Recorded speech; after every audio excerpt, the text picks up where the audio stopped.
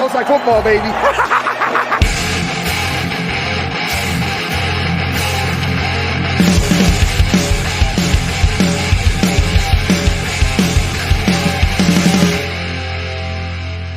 What's up, people? Welcome into the Fantasy Football Smackdown. I'm your host, Kyle August.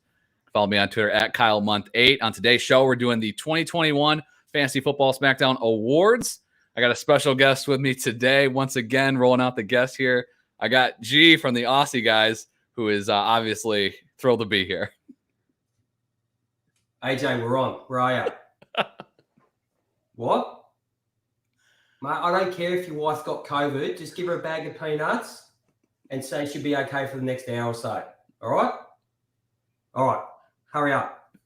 Sorry, mate. Sorry, I just got to, this is what I have to deal with on my own podcast, let alone somebody else's who are a guest. I know. Got to keep your co-hosts in line. I know that feeling. G, it's good to have you. AJ, unfortunately, the other half of the Aussie guys could not be with us today, last minute. First, a little peek behind the curtain because, I like to keep those things tight. I don't want to give too much away, but no, man, I reached out to you. You've been bugging the hell out of me to come on this show. So I was like, all right, fine. I got this opening. If you want it, it's yours. And then I posted on Twitter, promoting this. And then the people were like, well, we want AJ, obviously. So we roped him in. I figured out I got enough money together so that I could meet his, his appearance fee. And then the guy bails on me. So that's hefty. So do I get his portion of the appearance fee? Is that how it works? I'll give you double what I'm paying you already, which is zero. We got Mike in the chat. He said bag of peanuts, good stuff. So he's on board with your little stick there to your co-host. AJ, he's not here because his wife just has come down with COVID, and she works in the health industry. So it's, to get this far so far without actually getting it is a pretty good effort. So he's got a caravan. Mm-hmm. You like, this is going to sound, but you guys have caravans, like not in the same way that you have RVs more so, like the whole like unit. Moving. Like ours is like, I suppose caravans are like the British version, and because we're a British colony, but our caravans are pretty cool. So he's got one of those, so he stuck her in the caravan. That's why I rang him up and I said, mate, just throw her a bag of peanuts and she'll be fine. I was thinking the episode, the Seinfeld, I think it's the contest where he goes and visits his mum in the hospital and she's really hungry. George, I'm hungry. Just hang in there, bro. Hang in there. It's like the two girls getting the sponge bath next door. Favorite episode. I've been watching a lot of Seinfeld recently because it's on Netflix now. I don't know if it differs from country to country, whatever. So it's on Netflix, so there's no commercials, and it was on Hulu, and I didn't pay for that premium stuff yet. So I haven't watched in a while, but man, it's such a good show. Julio, as in Julio Jones. No, Hulu. As in Hulu TV. You guys have that in Not America? No. We've got Netflix and Stan and all those ones. Gotcha. But we have like a channel here that it's just it's not a cable, and so you have ads, and they just rerun like Friends and Seinfeld and all. Just as soon as it finishes, next thing you know, back to the start. But there are some shows you can watch, and you've already seen this like 3 times, but it still makes you laugh. Yeah. And they don't date. Some of Seinfeld dates, but the contest episode is just without doubt my favorite. It's an all-timer for sure. And I think the other thing about that, it's who I am. Yes. The other thing about that show, I watched it through 4 years ago or whatever. Like I watched it with my wife. She'd never seen it. And I'd seen pretty much all of them before, but we binged through it. And I think we were through season 6 or 7. And I'm thinking, man, did I miss that episode? Whatever. But there are just so many good episodes all the way through. It's so good till the end. Till the end, it's great. Oh, the last one's crap. Yeah. You didn't like the end? Nah, shit. It's crap. It was right. I thought the thing that made the final episode, the series finale, the best was that they used the same mindless discussion about the button on the shirt in like to finish the show. That was the first scene from the pilot. Oh, was it? Yeah. I didn't pick up on that. Oh, Yeah. So that kind of gave it a little oomph for me. Like I'm like, all right, I'm cool with it. Whatever. It had to end eventually. Nine seasons of this stuff. Yeah, it has to. So, all right. Well, anybody watching live, feel free to jump in on the comments. I got 12 awards that we're going to give out tonight here on the Smackdown. So G and I are going to go through. What? Like, do I get one?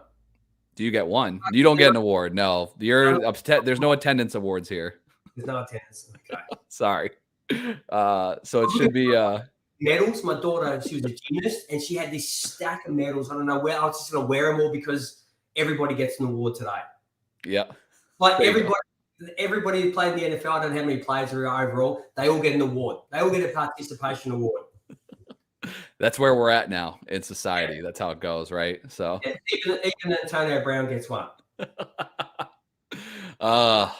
AB. Well, hopefully 2022 will carry a lot less Antonio Brown stories, but we will see. I guess real quick, I meant to ask you before we get into our first one. How did 2021 treat you? How as fantasy season overall? I was in 3 championship games, and I made the playoffs in 3, and I ended up winning all 3. And some of that was due to, I think a lot of it comes down to luck. I was up against AJ in our Dynasty 1 league, which is the first Dynasty league that we ever started. It's been running our longest. And he had Dak Prescott. And I reckon he had a couple of other players. I reckon I had a 60-odd point lead. And I look at half-time, and he's like 15 behind. I've gone, what? I thought I was safe. I was cruising. And then I was watching the game, and you start watching football, and you're going, don't throw it. Drop it. Oh, good. They run the ball. Fantastic. Gets no points for running the ball. And then they pulled him in the third. And I was just like, done. Finished. Over. So that's luck, because I reckon if he kept playing, he would have thrown at least another 2. I was screwed. Yeah. I'm 3 for 3. So both our 2 redrafts and 1 dynasty league, and both our startup leagues, our redraft and that I won, which is pretty cool. Sweet. So, that's a good year. To win 3, but the one I really wanted to win was the one that you won. Yeah. And that's the money. That's the only money league I play in, because I'm not in this. I just do it for fun, and to meet you guys and everybody I've met through it. I don't do it for the money side. I'm not a tight ass, but you get too upset when there's money involved. In this league, I'm happy to give away, what is it, $55 US to join every year. Yeah. I think that's about $275 Australian at the moment. Is that the conversion? I'm pissing up against the wall every year just to be in a league with you, Blake. You and Memphis and Seth. He's not there, is he? Somewhere? No, he's not here. I kicked him out. He doesn't live here anymore. He might do like a drop in, just surprise me, make my day. Unfortunately not. He is long since retired. I don't know if he could even dust off the mic to grace us with his presence anymore. But the mic now, mate. It's probably in the attic somewhere. Yeah. Luckily I did pull out. I know we talked about it, or I talked about it somewhere on some show with Jerry, I think it was, who is in the chat. If you're watching on YouTube, he said he's proud of his T-ball participation trophy. Thank you very much. So, who wouldn't be proud of that? I'm sure it's on your. That's what the little kids like. I know my son started playing baseball, and they put it on the little stand. Yeah, T-ball. Yeah. Yeah. Like, dude, how is he still proud of it? What is that from this year's league? It could be for Jerry. It might be. It could be just the 2021 T-ball participation award, but who knows? He is pretty short. He might be able to sneak in to a T-ball tournament. So is he short? Him and I are both pretty short, actually. So when we met in person at the expo this year, I mean, Memphis isn't that tall either. So like we got like the DWZ crew going on, and we met a few people. We're all just like Scott Fish is probably 6'2". Like he's like not super tall, but like we met him, and I'm just like, hey Scott, we're pretty short. So anyway, all right, let's get into this thing. All right, first one here is the Happy Gilmore Victory Lap Award. So what was a player that was your biggest hit for 2021, made you want to ride the horse around celebrating your biggest hit for 2021? So if you got any nominees that you were considering, let me know. Otherwise, just who are you giving the Happy Gilmore Victory Lap Award to? Look, there were two guys, and look, they're on different spectrums, obviously. They're both at the wide receiver position, but Jamar Chase is someone, because I like to do the draft.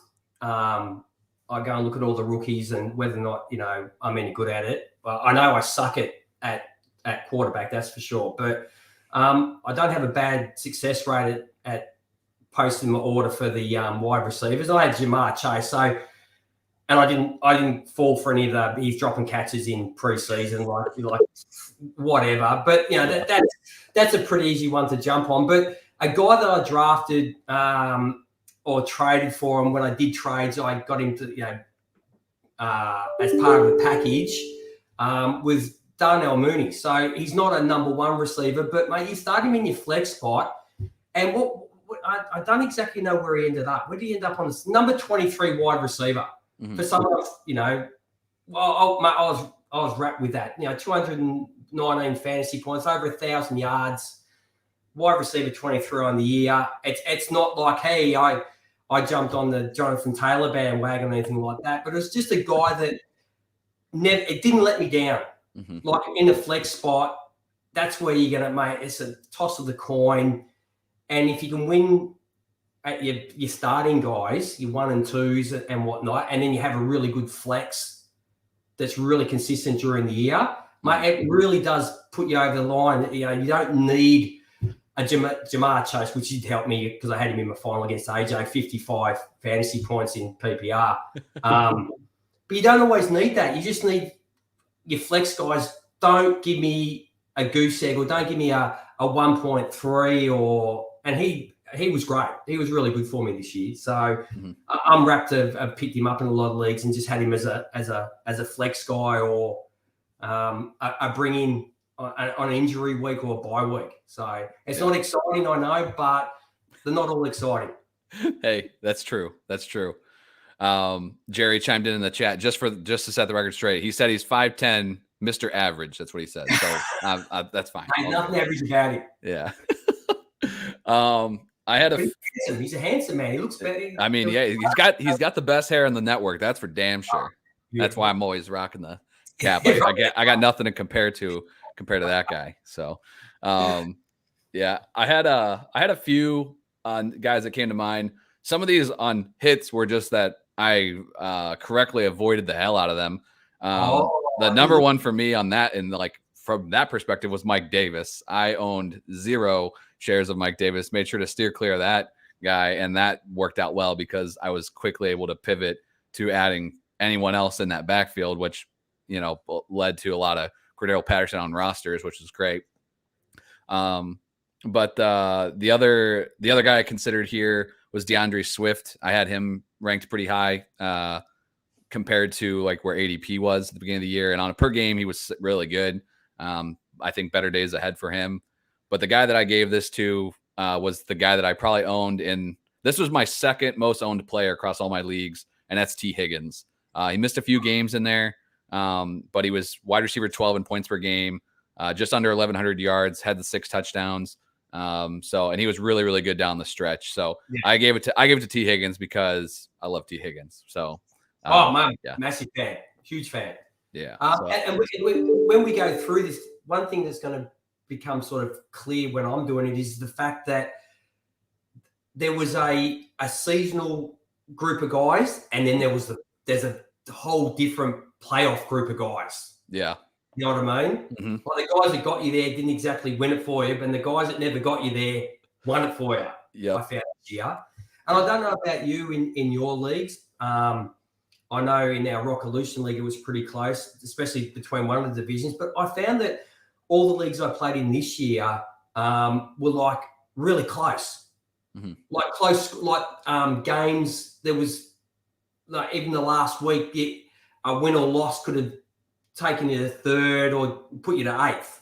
Yeah, I definitely had a lot of to getting into the playoffs. There were a lot of tight battles. I had I had one or two leagues that was kind of weird where it was like almost settled a week early, which is pretty rare for that to happen. Usually it's like, oh, okay, these two guys have a shot. But I did have a few where, it ended up being like 4 or 5 teams fighting for those last like 2 spots or 3 spots. And it was like, oh, it's more than just one left out in the cold. We're going to have a couple here. So it was definitely interesting. And I think you're right. And there'll probably be a theme. We'll get to it. I don't want to spoil anything, but there was definitely the guys that killed it in the regular season and then ghosted you in the playoffs. And then the guys that, weren't much in the regular season, but people rode to fantasy championships this year. So we'll get to those. But let's move on to the second one here. This one is the Kevin McAllister Kick to the Nuts Award. This is the player that you were the most wrong on and hurt you the most in 2021. So this is obviously the bad, the opposite side here. Which player kicked you in the nuts this season? I got a bad one. Before the season started, I traded in our Rockolution League. I traded away Cooper Kupp. Yes. You traded him to my main competition in that league. So I was not happy with you. As a big Cooper Kupp fan, for a long time, I was pissed. I was like, damn it, that was one of those trades like, I would have given you that. Like, damn it. I can't remember what it was, but I was happy with it at the time. Not so happy about it now. Yeah. No, that was – so when I look every week when he started off, it's just like it was a constant kick in the nuts every week. I think maybe week 4, he was maybe around 10 fantasy points, which was his worst for the season. That was just a flick of the nut. Yep. But the rest of it was just every week was just a huge kick. And it was just to get to the point where just get hurt for Christ's sake, would you? Because I can't be scoring this every week now after I've given you away. Yeah. Yep. That's that would be pretty painful. Jerry chimed in the chat. He said Miles Sanders, sad face.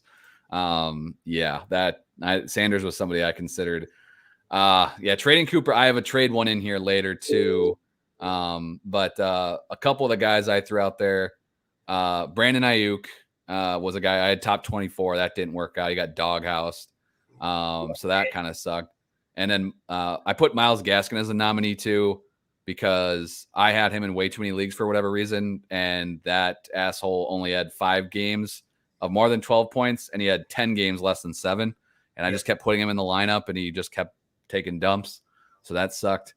But it's more that it's not him. I don't think it's him personally, is it? It's just the offense that he plays in. I think that's probably a part of it. But I don't. The problem was, I think with Gaskin was I don't think Gaskin's that. I don't think he's good. I think he's like Myles Gaskin. Yeah. Oh, sorry. I missed. I'm still thinking about the Sanders bloody. Oh, Miles Sanders. Yeah, I think with Sanders, lack of opportunity. Gaskin was the one for me where I was like this. I know this guy's not any good, but they didn't bring anybody else in, so I just ranked him top 24, and then I just owned him on too many teams because I was blinded, I guess. So I'm ultimately giving the award to the guy that I mentioned. T. Higgins was my second most owned player. My most owned player across all my leagues was Juju Smith-Schuster.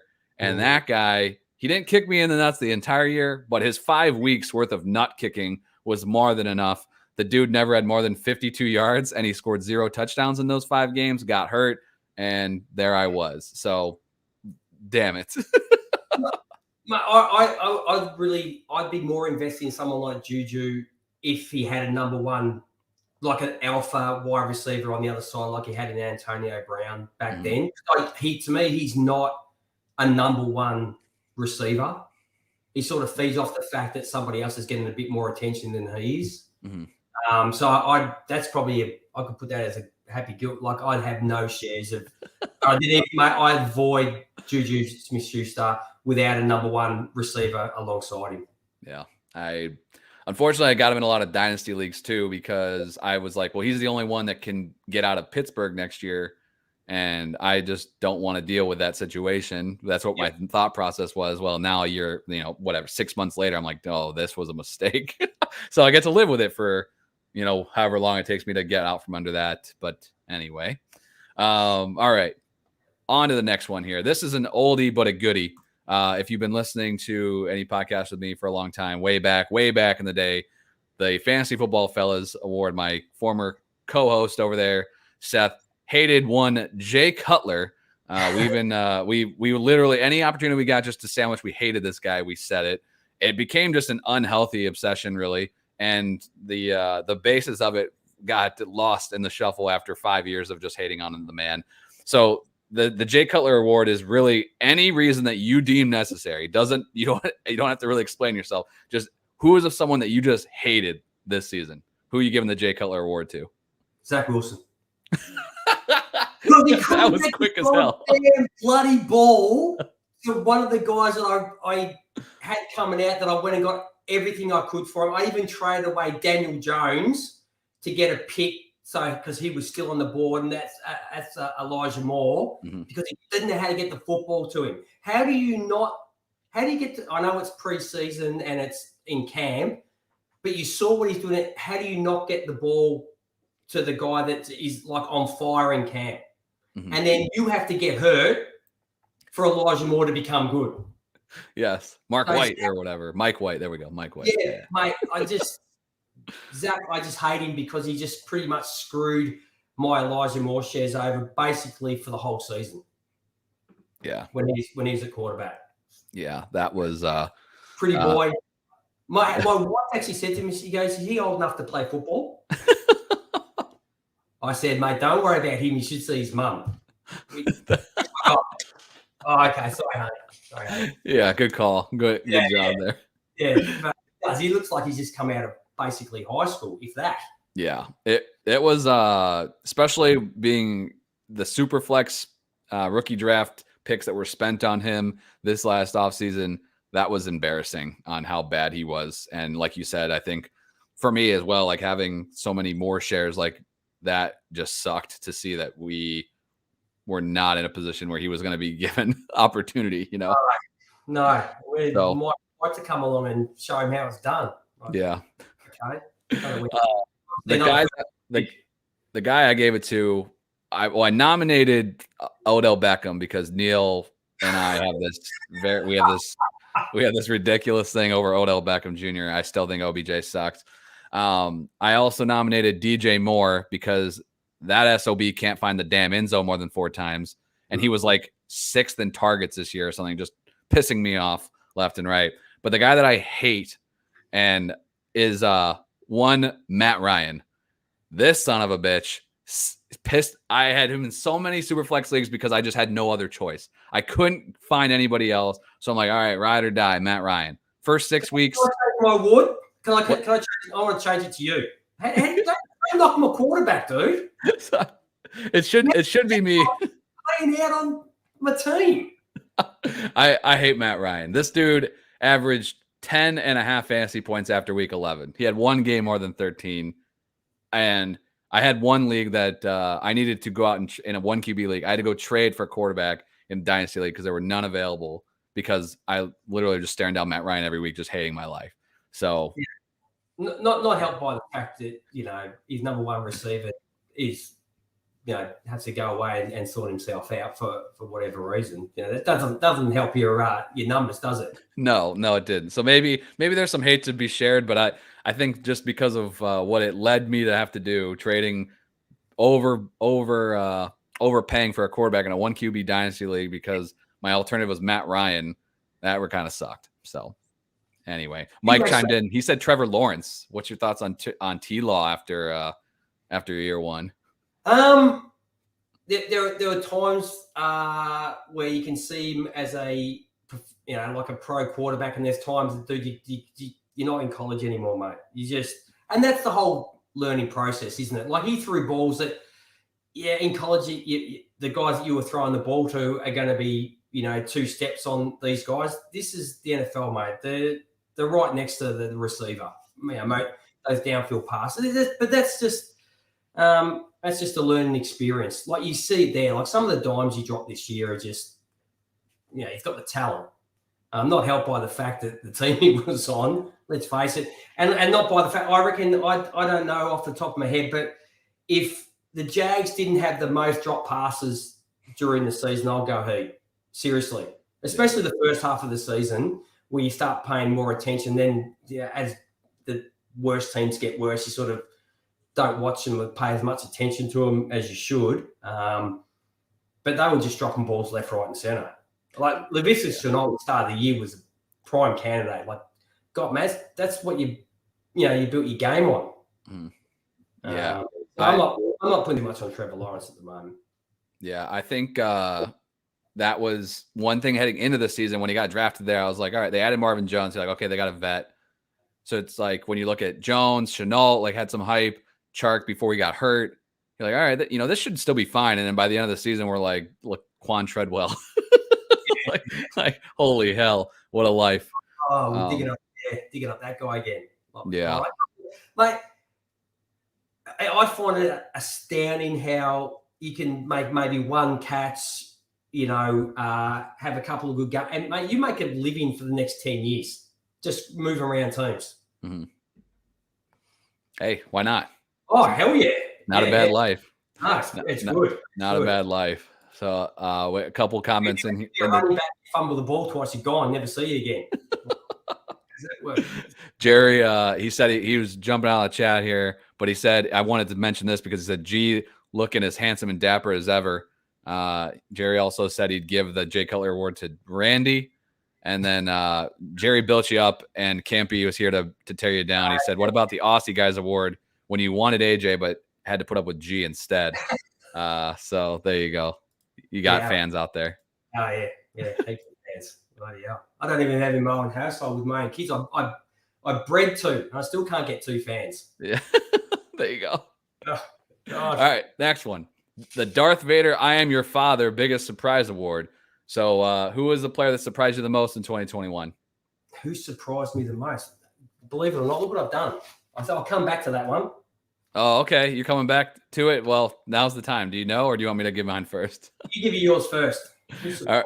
Mine was Hunter Renfrow. Like he has this perception. He's like, okay, slot guy, big pass catcher. His previous Heisman reception were 56 receptions. His previous Heisman yardage was 656, and he had 6 total touchdowns in his career, the 2 seasons. And he just lit it up, just blew that out of the water. Over 100 catches, was wide receiver 10 in PPR. It was just a monster especially in PPR leagues. He was wide receiver 11.5, so he was still good, but that was the biggest surprise to me. Like, I just didn't think he profiled as somebody that was ever going to be fantasy relevant as a week-to-week start. Like, that's a bye-week fill-in guy, and he showed up in a big way. I believe he had 9 touchdowns on the season, so crazy. He's going to become like a cult figure. This is how you start, isn't it, though? Yeah. Like you see the photos up on Twitter of him, like, is it in his dorm room or something like that? And people are like, this is like the number one receiving, wide receiver, like for receptions or whatever. And he's looking pretty like. They always have like the side-by-side memes like him and DK. And like, they play the same position. Like, yeah, I guess technically. So I put Renfrow as my biggest surprise of the year. Mate, I wish I bloody went over my notes and it surprised me. Mate, I don't think anybody that really, like, the Renfrow one's good, but for someone who just jumped out, I can't even put anybody that, not for the good anyway. Yeah. I mean, you could do it the other way. It doesn't matter. You can go the other way. Say someone I should have grabbed when I was given the opportunity that surprised me, considering the offense that he was on, was probably not for the fact that he's not talented. That's Brandon Cooks. Like, to do what he still did on that offense, with David Mills. Mm-hmm. David Mills, that's right. Davis Mills, yeah. Davis, yeah, is quite outstanding, really. Mm-hmm. I know you're the number one receiver, but mate, the team's terrible, and yet you still. And how does another team not go? I'm sure they want a draft pick somewhere, right? And we're contending in the playoffs. Why don't we go and get Brandon Cooks? If he can do this on that offense, yeah, imagine what he can do on our offense. So it's probably a surprise, just because I just didn't expect him to be what he was. 35th? What was he? 35th overall on offense. Yeah, I don't think you're going to find another Texans player in the top 100, top 150.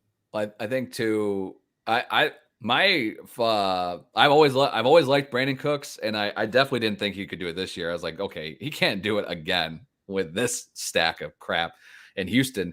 But I think my philosophy on him is he must be like a big asshole or something, because like, why does he keep getting cut and traded from teams like every 2 years? So like, he doesn't like, he's not public about it, but like, think of all the teams he's been on. Like that in a short time, something must be up, because like, why does he keep having to move around? But anyway, on the field, he's a freaking stud. I mean, I don't know what else you can really say. There's good weeks and bad weeks, but they all put up that. When he's good, he's great.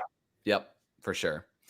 All right, we'll just move on to the next one. All good. So we got the next one is the Undertaker Gif Award. So obviously, if you're on Twitter, the GIF that's widely used of the Undertaker in a coffin sitting straight up. Like, so this is somebody that you thought was dead, but then rose to fantasy relevance this season. So who are you giving the Undertaker Gif Award to?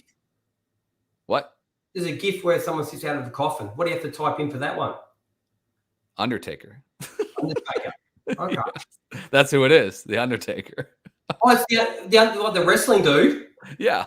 Oh, okay. I'm not into wrestling, mate. So. Oh, well, I used to be back in the day. Undertaker, man. He was the best.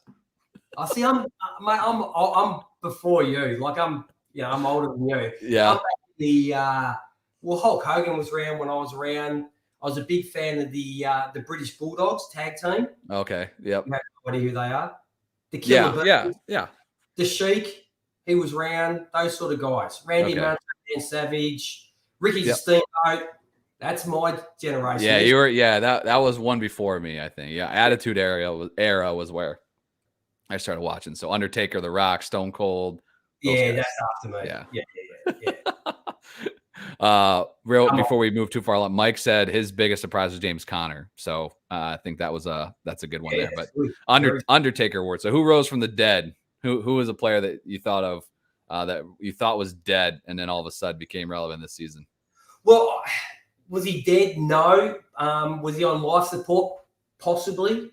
And I ended up getting in one of our leagues this year. The one that I won is that we didn't get time to do a draft because we couldn't arrange with AJ and everything that was going on here and everybody around the world to get the same time.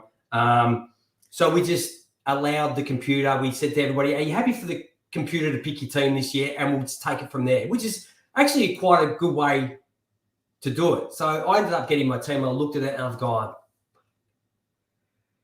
I had Leonard Fournette sitting there. I'm going, Leonard Fournette, he's my number one running back on this team.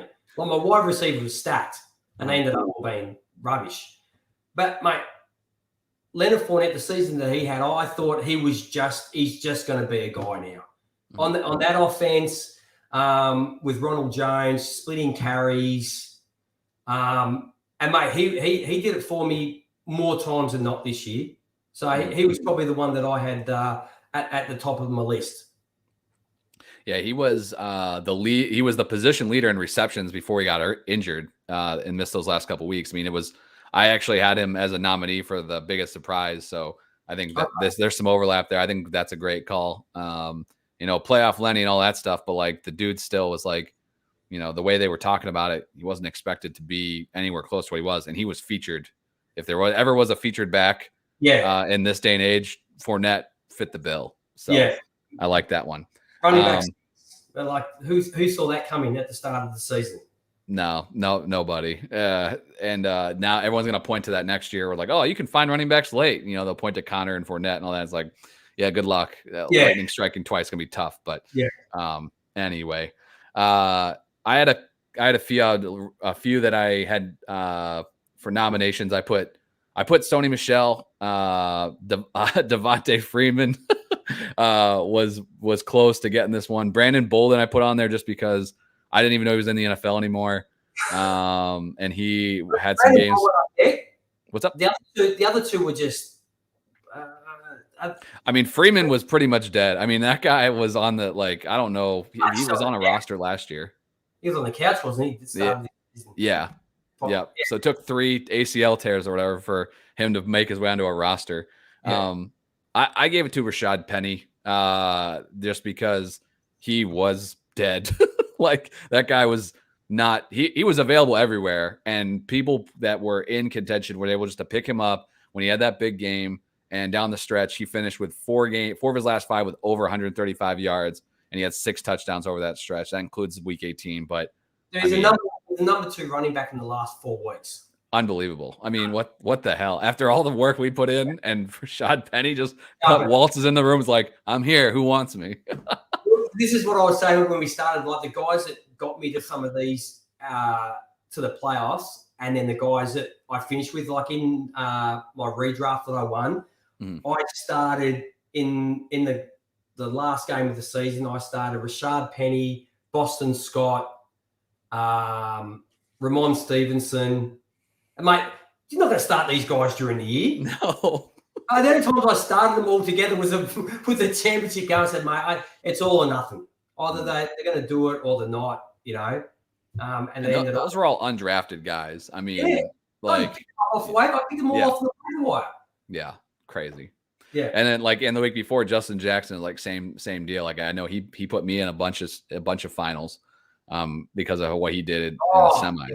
Yeah. I think he's someone that I try to fit him into this list, but I couldn't find a spot. But he's someone to keep an mate. If he can get out from behind Austin Eckler and what he showed in the stretch, he could get a job somewhere.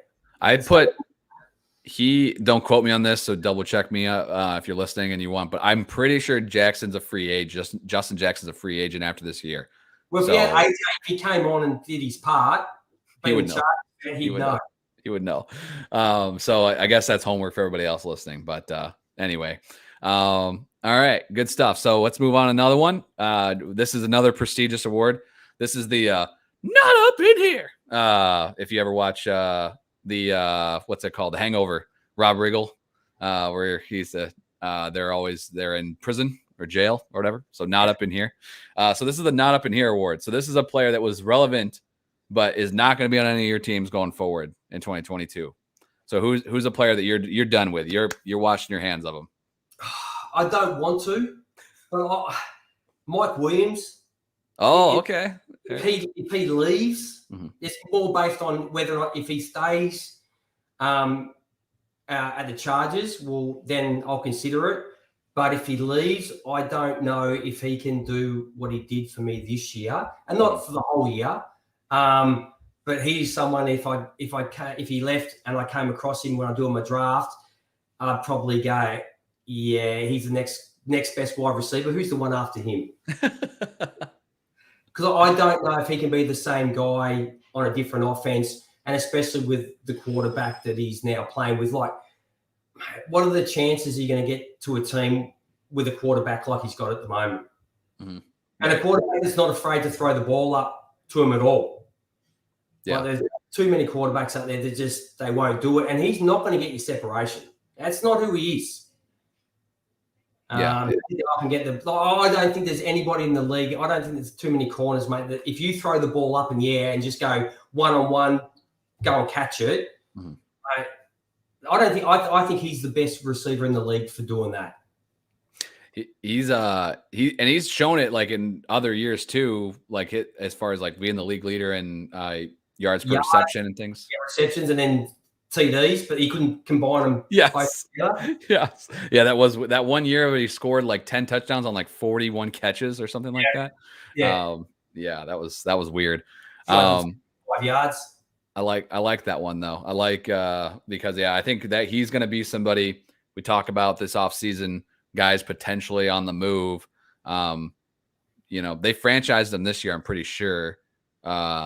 Or they picked up his 5th-year option. Doesn't matter. He was on the Chargers on a 1-year deal, so he's definitely hitting the market. But and he'll be looking for some dollars after the season he had. He had a bit of a folder. He started off like a house on fire, and then he sort of slowed down. But I think he's going to get a lot of interest from a fair few teams. Mm-hmm. So and I think too when you look at some of the guys like Godwin, free agent heading into this year, injured. Like he was probably the class, the head of the class here. And a couple, like I know Gallup's probably behind Williams, but Gallup was a free agent and he got hurt too. So this position is got some injuries around it that it didn't have, obviously you couldn't predict, but there's not as many guys out there that you might've expected, that can contribute right away. So it could be next year's Kenny Golladay. He could. Hopefully not, because part of me, I like Mike Williams a lot. I have a lot of Josh Palmer shares, so I kind of want him to leave for that. But I feel like the fantasy world would be better if we had Mike Williams on the Chargers. So, but I always found that Josh Palmer was more a replacement for Keenan Allen than he is to replace Mike Williams. Yeah, I think I would lean that way. I think he can do both things. But I think he's a little bit more of that possession type receiver. But he's shown that he can go up and get it too. Just he's not as big, But we'll see. Mine. I had 2 nominees, and then I gave the award painfully to somebody. But the 2 guys I nominated, one's Aaron Jones. I am scared to death of what AJ Dillon's going to steal from him next year. Jones ended up being top 12 because of the touchdowns, but his carries were real low. And down the stretch, it was kind of tough to watch. Maybe it was an injury thing, but I'm going to be cautious with him. DeAndre Hopkins is another one that I'm probably just done with. He's going to be 30 in June. He played 10 games this season. He only got over 70 yards twice. That's a bit of low fruit there, dude. That's falling off the tree. That's actually on the ground. Yeah. I'm painfully giving the not up in here award to Zeke. I think it's done. If you watch the Cowboys at all, he's fried. Mate, he's just run up the middle. Exactly. That's what he's become, hasn't he? Yeah. It's hard because you watch Zeke, and I know we spoke about this off because I'm a big Pollard fan. And then you watch, and we've spoken about it, and then you watch Pollard run, and you go, what the hell is Zeke dragging behind him? Like, you see Pollard just like, oh my God. Like, the difference in just speed and agility is so glaring. Mm-hmm. But then again, I don't think Pollard can do what Zeke can do just pound it up the middle. You look at his yards per game has dramatically gone like that since his rookie season. Like, dramatically. It hasn't gone up and down. It's just straight down. Yeah. And I was fighting it because I love Zeke, man. But it's just, I think it's definitely obvious. We definitely have had these conversations off air too, of that exact thing. And it's funny because the Giants as an example, because their numbers are also very, very close, but I'd see a Giants carry and be like, oh, okay, good to see Barkley out there. Like, oh, that was Booker, right? They kind of looked like saying what you shouldn't. Booker should not look the same as Saquon. But on the Cowboys side, it was you'd see a busted off long run. You're like, well, that's Pollard. You don't even need to show me the number on this kid. In the outside, that's not Zeke. Yeah. So Zeke will be around. His contract locks him into being on the Cowboys roster next year, unless they do something crazy, which they won't do because they're too loyal to, with that stuff, despite the Jalen Smith cut this year. So I think Zeke will still be on the Cowboys, but it should be 60-40 at most split, with the 60 going to Pollard next year. So if Zeke's anywhere near the first 4 rounds, 5, I'm not touching him in redraft next year. And it's too late to get out from under probably in Dynasty because you missed the boat. But it sucks. I should be a Cowboys fan. I love Zeke, but I got Dak shares everywhere. I'm a massive fan of CD Lamb. And mate, Jerry Jones. That guy's going to live to be 187 years old. He has to. I can't take it. All right. I'm ready for the pain this weekend. We'll see. Anyway, all right, let's keep this thing moving. That's weird that you and I are doing a show that's running long. That's all good. All right. We're going to go to the Pamela Anderson Biggest Bust Award. So who was the player that was the biggest bust in 2021? Who you got? Plenty of nominations here, I think. Plenty of guys to choose from. I didn't do the nomination. I should have done nominations, but I should have done. How many did they give at the Academy Awards? There's 5 nominations, and that's something like that. Yeah.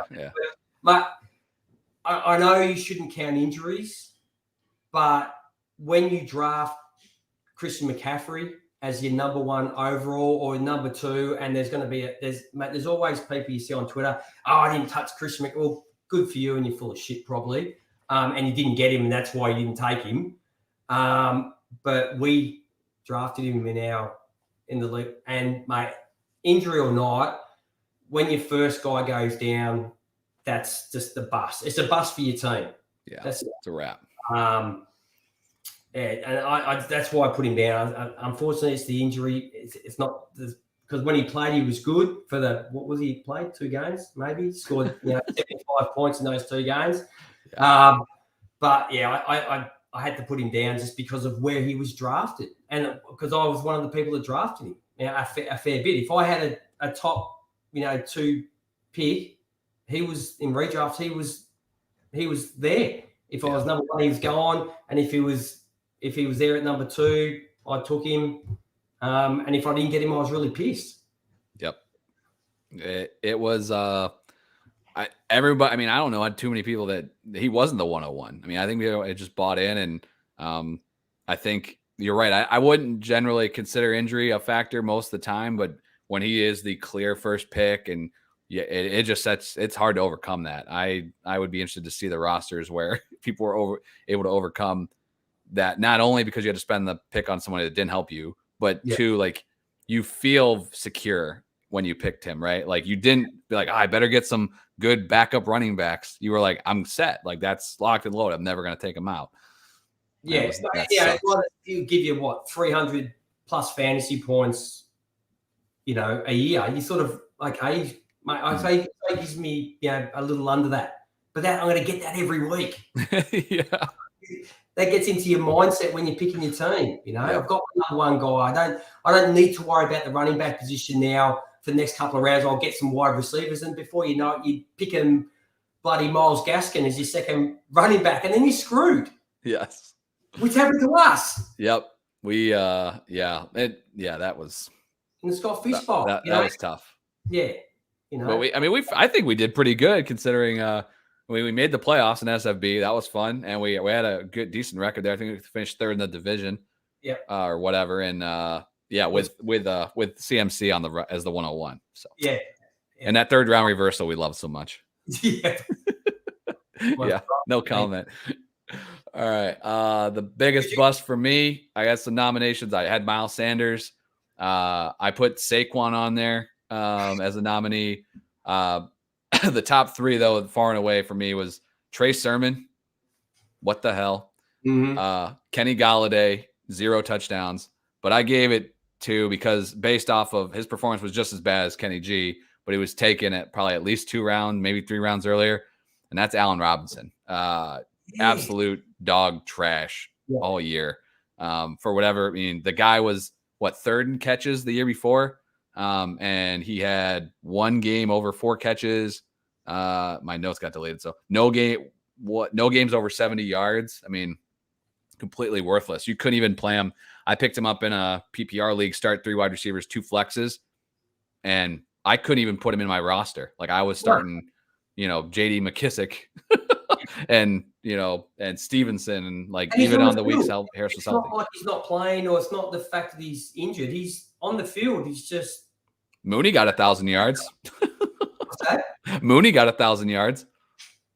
I figure.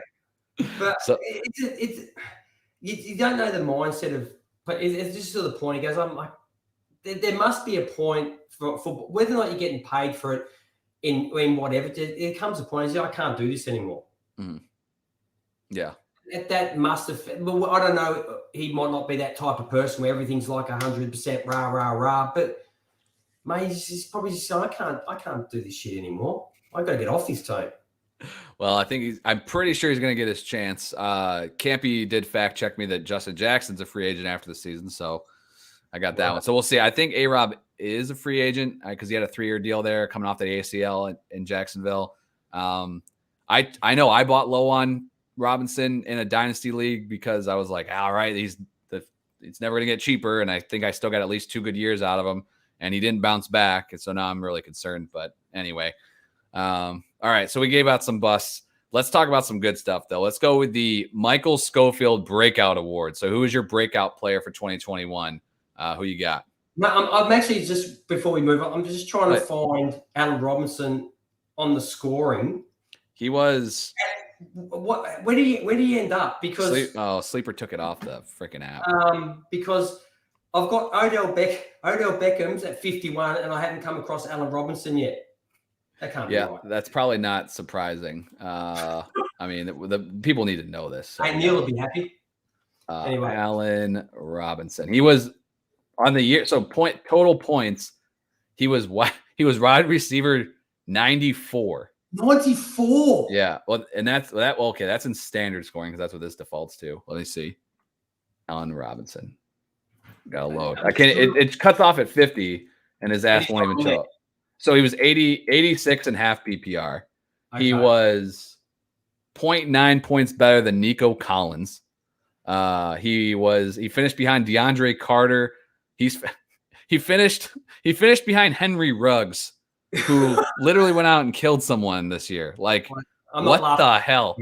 He finished behind Freddie Swaim, Zach Pascal, freaking Randall Cobb, Guyton. Just damn. All who actually, I didn't even consider this, but the other guy that maybe should have been on this list too, he only played 2 less games than Allen Robinson, was Jerry Jeudy. He wasn't even a nomination. He was wide receiver 90. Yes. Oh God. Between Jeudy, Allen Robinson, and Galladay, that was a grand total of 1 touchdown reception. Mate, when I got the redraft team that the computer picked for me, and I thought, oh my God, I've got Leonard Fournette, and then I looked at my receivers. I had Jerry Jeudy. Who else did I have? I had Scary Terry. I had these, and I thought, mate, I'm set. And they're all crap. Yeah. It was rough. It was a rough year. Yeah. All right. So what was the next one? Sorry. The Michael Schofield Breakout Award. So who's your breakout player? I've got nominations here. All right, let's hear them. Okay, for the last 4 weeks, I've got Rashad Penny. Now that's a breakout, because we're going to remember what he did at the end. It's a short breakout, but it's a breakout. Like I said, the number 2 running back in the last 4 weeks. The Sun God, St. Brown. Yep. The Pharaoh. Mate, he was the number 1 overall fantasy scorer in the last 5 weeks of fantasy football. What a world.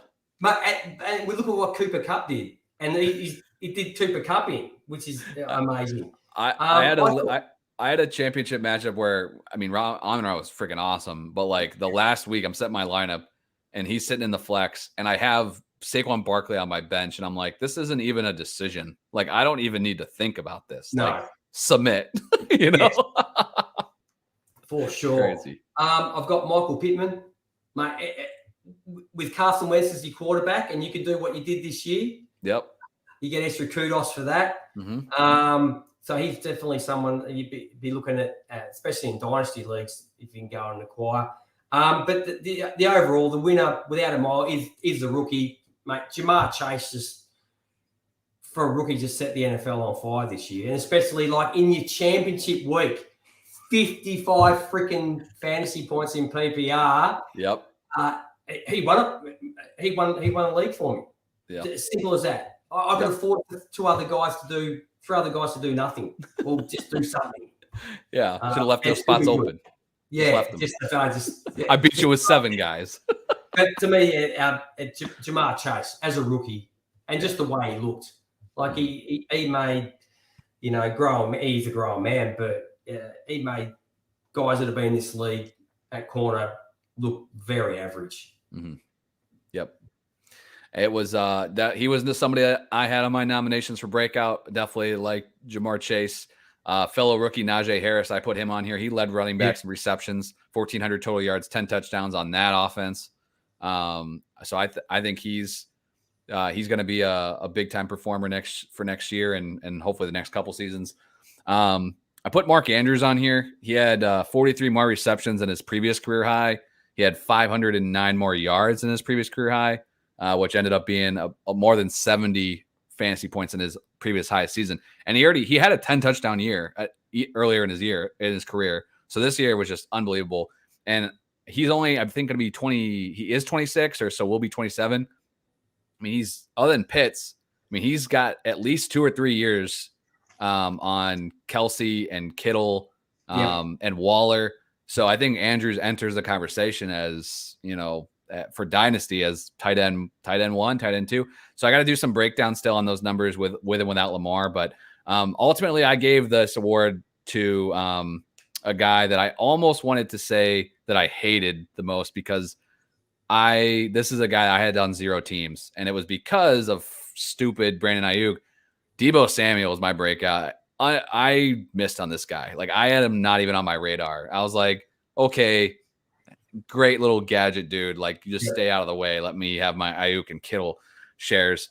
But Deebo had 20 more receptions, over 600 more yards, and 8 more touchdowns over his previous career highs in his first 2 years. He was a wide receiver 2. Unbelievable. And I hate myself for not owning any Deebo Samuel. So there we go. I tried to get some in the last week in my playoff, in my final. That's right. Yeah. I did everything I could. I even tried to take Carson Wentz off somebody else's hands just to get him. That's like some Moneyball stuff. Like, look, I'll take Carson Wentz if you give me. I'm doing you a favor. Yes. So Deebo went nuts. He's going to be interesting talking point this offseason too, because I think he's old. He came into the league older. So I think he's going to be 27 this offseason. Even though he's only been in the league 3 years. So discussion about what though? He's just like where, I mean, do you put, he's in his 3rd season. Do you put him in the Lamb, Jefferson, Chase conversation in Dynasty? Or is he closer to the Tyreek Hill, Devontae Adams group, Cooper Kupp? Like, can you count on this guy in 4 years from now? I don't know. I'd probably have him more towards the CeeDee Lamb. I know the age difference, but I think it doesn't. In the end, it comes down to wear and tear of playing the game, not how old you are. Jeez, I'm 53. It sucks to think that this guy's 26. Like, washed up, kick his ass to the curb. Are you kidding me? Jesus, give me 26 any day. I'll be old at 26. I'll be happy with that. I think again, I just had to show some love to the man because I blew it. Yeah, that was a mistake. All right, this one I maybe you've come up with something throughout the show. If not, still that's okay. You told me this was a dumbass category, but not a dumbass category. I said I dubbed this the Chumbawambo Award, which is which player, when we look back on the 2021 season, which player do you think will end up being a one-hit wonder? I had one that was pretty obvious. I felt like I went back to my Cowboys and I said Dalton Schultz. He was tight end 3, 3rd in receptions, 6th in yards, and just 1 touchdown behind the league leader. I think Blake Jarwin is still fantasy relevant, and those guys will at minimum eat into each other. So I think Schultz is somebody, when you scroll back through stats a few years from now, you'd be like, where the hell, whatever happened to that guy? So that's the one I picked. I was more proud of this award category than my nominations. So that's who I got. But would he be someone though that when it comes around the next year, you'll look at what he did this year and go, oh, yeah, I'm gonna put him in my top. That'll be a mistake. My top 6. That'll be a huge mistake. People are gonna do that. You filter by 2021 points in your 2022 draft. That'll hurt you. I don't think there's any way this guy is. He should not be in the top 10. Okay. Next year. I'm just wondering, does that filter in when you're deciding like who like your one-hit wonder? Do you look at the fact that people are going to go and grab him next year, don't go and grab him, or you're just based on purely what he did this year and just I mean, I thought about it more like what the hell is that? I mean, there's players like this where I don't know, I'm a weirdo. So like I'll go back, like I'll go on stat sites and like just randomly choose like 2006. And there'll just be some random guy that no one's ever heard of that was in the top 12. And like, nope, never heard from him again. Who the hell is this guy? I would say if I had to pick one guy like that, for me, it's Schultz. Yeah. Because I did have problems going, like I went through, so to be a breakout guy, you'd have to like come from nowhere and then disappear back to wherever you came. Mm-hmm. Look, I scrolled down. I'm looking through all the players that did well. I'm not going to there's no use picking a guy in the middle, somewhere. Yeah. And I seriously couldn't find someone that I didn't think that was in, mate, the top 50 at least players that couldn't do exactly the same again, if not similar to what they did this year. The only one that possibly is Deontay Johnson, who was the 9th overall wide receiver, because who knows what the Steelers are going to do next year at quarterback. Sure. But mate, he's a very good wide receiver. Does that mean he's not going to be top 15? Is that stops him from being a one-hit wonder because he was in the top 10? I don't think it does, because when you start looking at the numbers, there's not much difference between, a blanket of guys, like points-wise. Mate, you might be looking at half a point a game, basically. I really struggled. Mate, you could probably put James Conner in there, but, mate, who's to say he can't do it again next year? Yeah. I'm sorry I'm not giving you an answer, but I did find it really hard to find a guy in the top 50 that can't do it again next year. I was going to put down Cordero Patterson. Yeah. But I don't see how he can't do exactly what he did this year. Like, it wasn't over the top. As long as we get weeks like 1 through 10 Cordell Patterson and not weeks 11 through 17. My God. That's a very good point. That's a very good point. And that's one of the guys I was saying, he got you there and then he didn't get you all the way. Right. I found the guy there's 2 of them. I'm pretty sure they were both on Jacksonville, but the guy one of them that I was originally thinking of was Alan Hearns. In 2015, he put up 1,010, and then he never topped 500 yards again in his career. And he only had 9 touchdowns the rest of his career. So there you go. Anyway. All right. Well, my apologies. I wanted to get Chumbawamba in here somehow. So, success. That's good. That's good on me. Oh, here we go. I got Dallas in here. How dare you smear my second best tight end call of the year? Yeah, sorry, Dallas. I'm gonna stick with my guns there. We'll see. Time will tell. All right, here's where we get to the good stuff. We got 3 more. This one is this category is called the Participation Trophy Award. But what I told G ahead of the show is this is literally, I just wanted to put something in here. We can do whatever we want. So this one is called, I just put in here, make up whatever criteria you want and just give an award to somebody. So that way I didn't pigeonhole and cost G the ability to give an award to somebody he wanted to. So what do you got? Well, participant, I've made up, the trophy's all done. It's the Urban Meyer Grinder Award. I'm giving it this year. And I'm giving it to Baker Mayfield. All right. Torn labrum or partly torn labrum. Where's the sling? Mate, it's not because he's a great quarterback. It's just because, mate, every week he does what he can with the ability that he's got. Plays injured, unlike some people that he never took his top off and ran through the end zone, waving to the crowd. Never did anything stupid like that. He's just a battler, just grinds it out every week. And I thought, mate, I don't own him. I'm never going to own him. I wouldn't own him. Yeah. But mate, I tip my hat to him because he's pushing the absolute limit of his abilities. Mm-hmm. And I think he knows it. So he just gets out there and he's just not going to give up. And he makes a hell of a commercial. We don't get the commercials, mate. So see, they're pretty good. I also in Baker's plus column, he helped me win a championship against AJ and Rock Illusion. He did. Well, there you go. 2 late touchdowns, baby. That's what I'm talking about. That's what you won by, basically.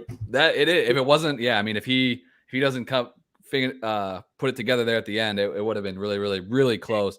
If not a loss. So I like that one. I like the award name is pretty good. I might just keep that for future years. The Urban Meyer Grinder Award. Wash your hands. It was the Urban Meyer Back It Up and Grind It Award. Back it up.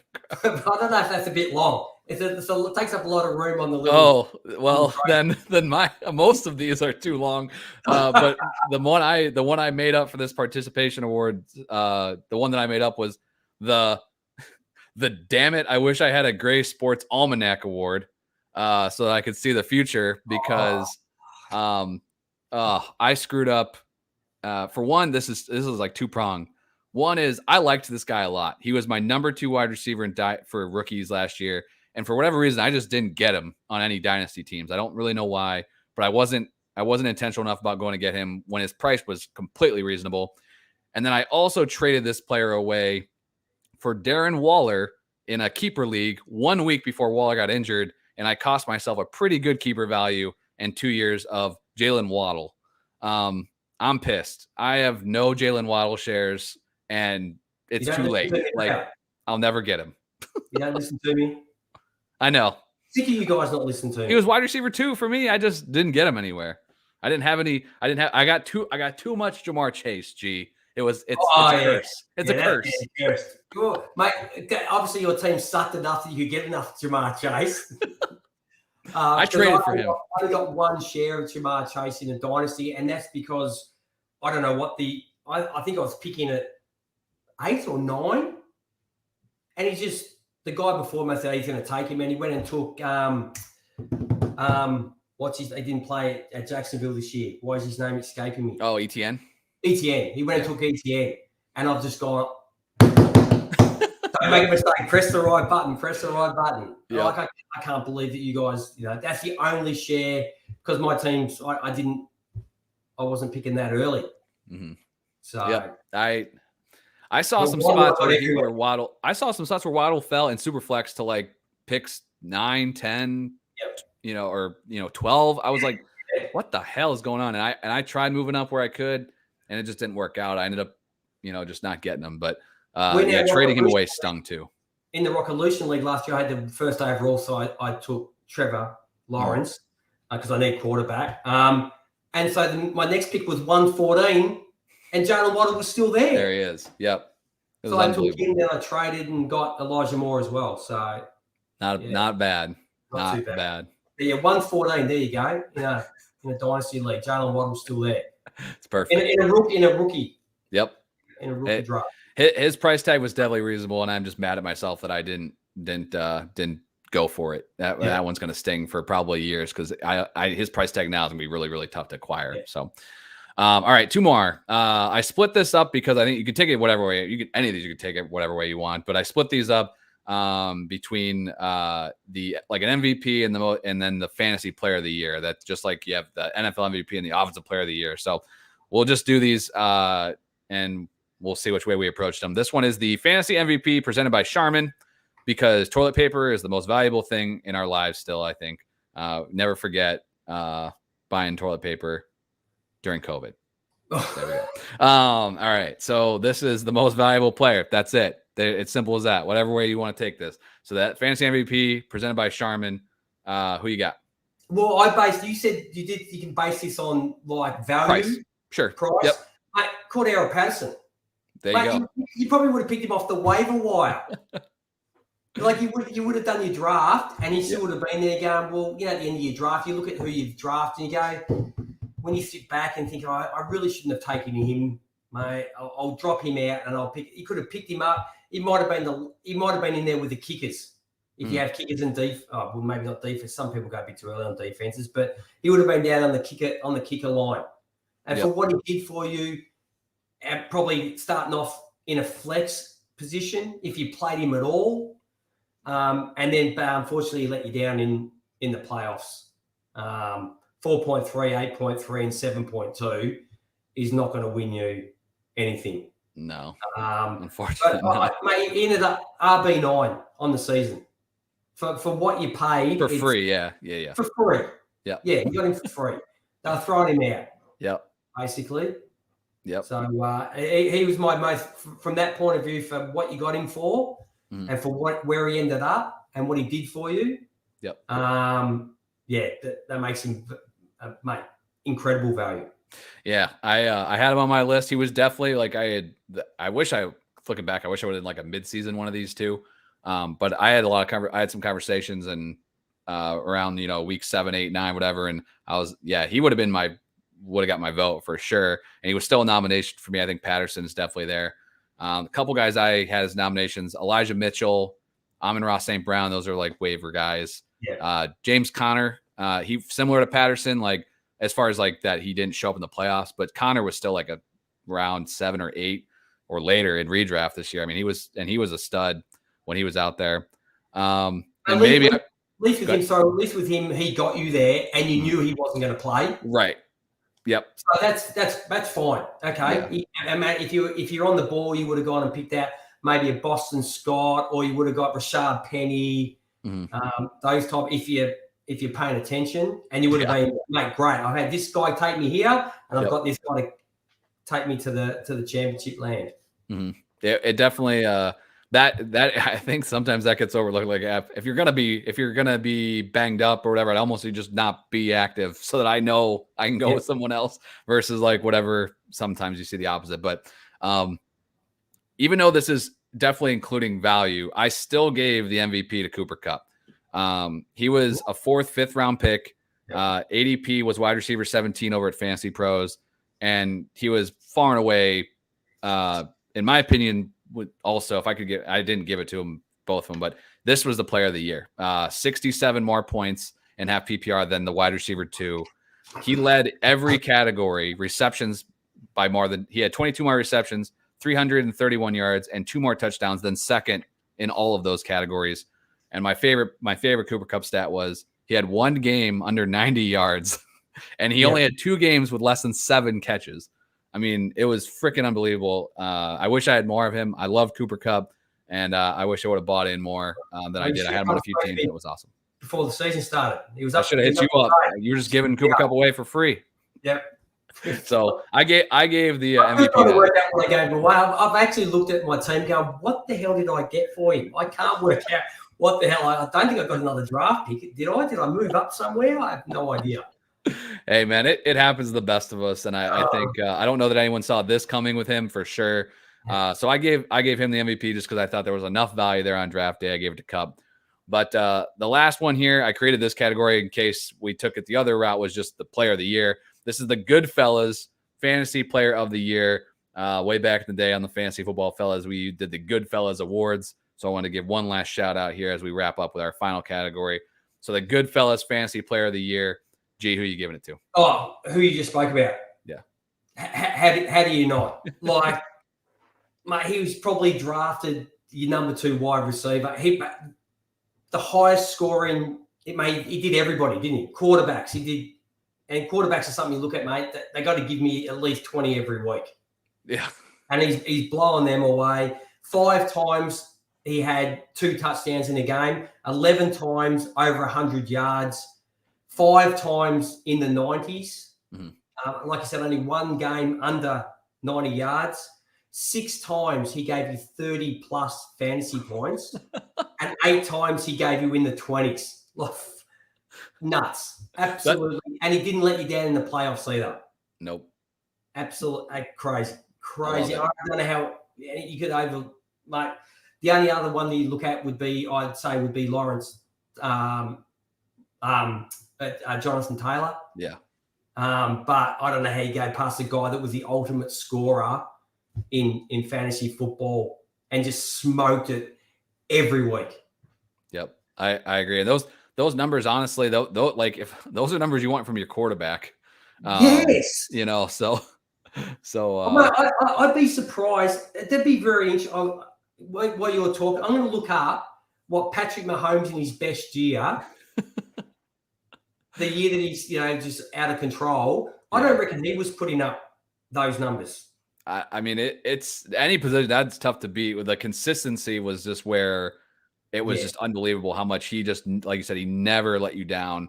It was crazy. And you're just waiting for the bottom to fall out a little bit after halfway through the season, you're like, okay, eventually there's gotta be some stinkers in here somewhere. It just never happened. And I think the fact that he showed up in the playoffs still as well, also it puts him on that. So I like that call. Obviously I gave him the MVP. And it's clear cut. I mean, we're not breaking any ground here, but the numbers are unreal. For me, the fantasy player of the year, Kupp was obviously in there. Probably would have given it to him as well, but I wanted to mix it up. I put JT on there as a nomination. I put Mark Andrews as a nomination too, just because of, one, where he was ranked. I thought the value was also good, but his performance was awesome. But it's also the position he plays at too, isn't it? Like, mate, that is just that's scarce. That's like trying to find not just hen's teeth. You're first trying to find a hen in the middle of the Sahara Desert, then you're trying to find the teeth that it has. Yeah, that's a scarcity at the tight end position to get a good one. Yeah, and he was dominant, and he showed up big in big spots as well. But I gave the Fantasy Player of the Year award. I think when we look back, obviously, I think this is the year of Cooper Kupp. But I think, and you already alluded to it too, so kind of, but I gave it to Jamar Chase. Absolute monster. Everything you said earlier, top 5 wide receiver, 1,400 yards, 13 touchdowns. He was top 5 in like every category as a rookie.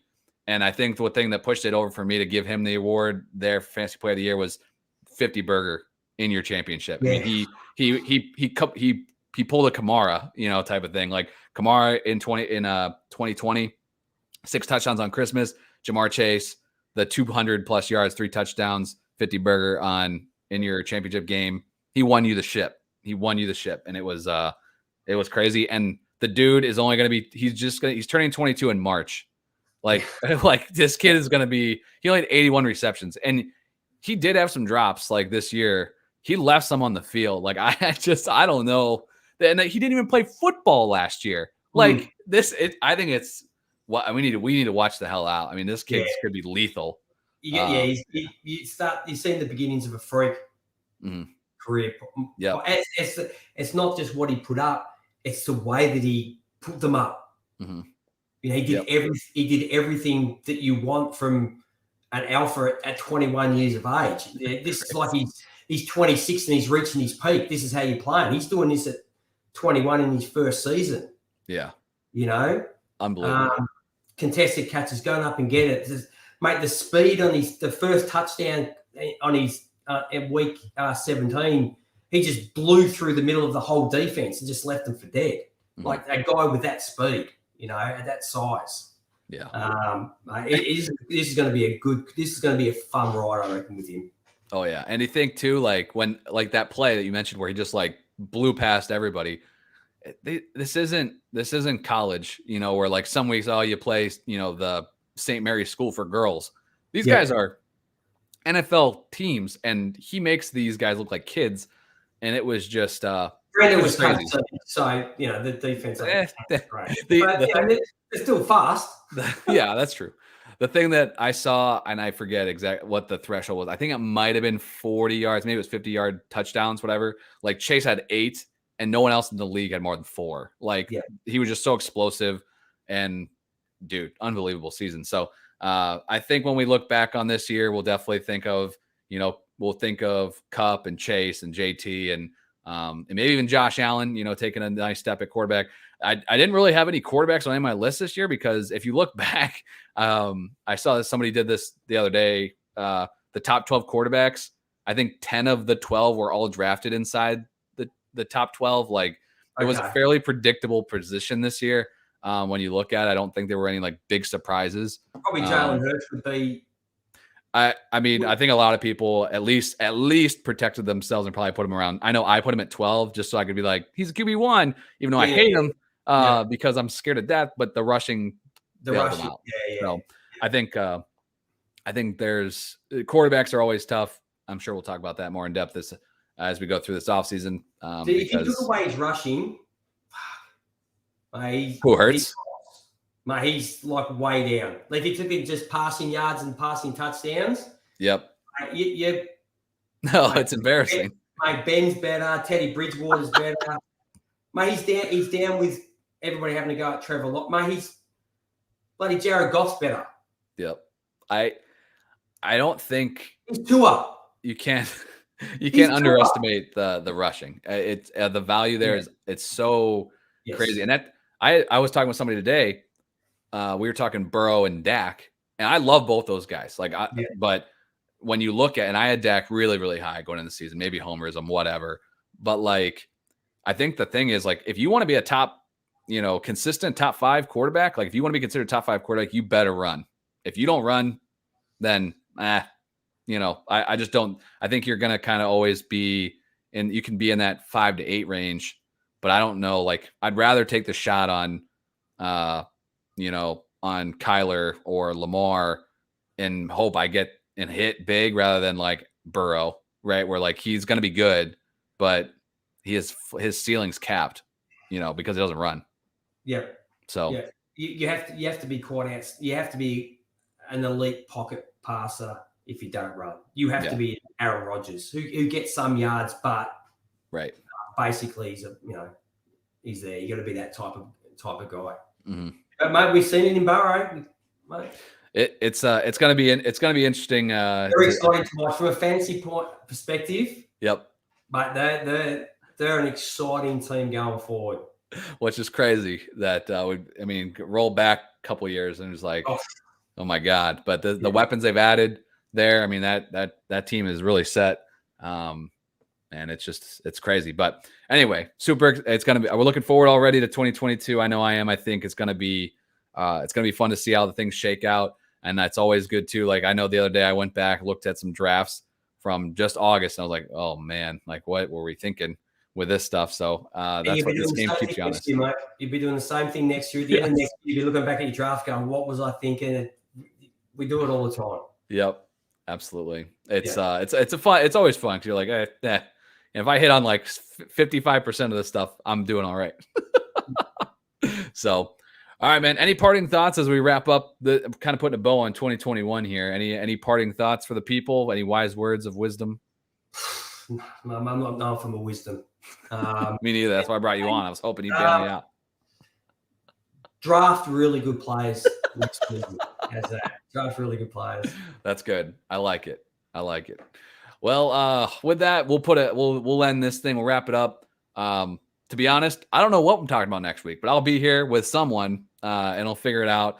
Enjoy the playoffs this weekend, first round. I know Sunday around, 3:00 local time will be wanting to just throw up because of the Cowboys being in the playoffs. But you think after all these years I'd have learned to just deal with pain. But I don't know, my hopes are up. We'll see. So what is it? Is it a sadist?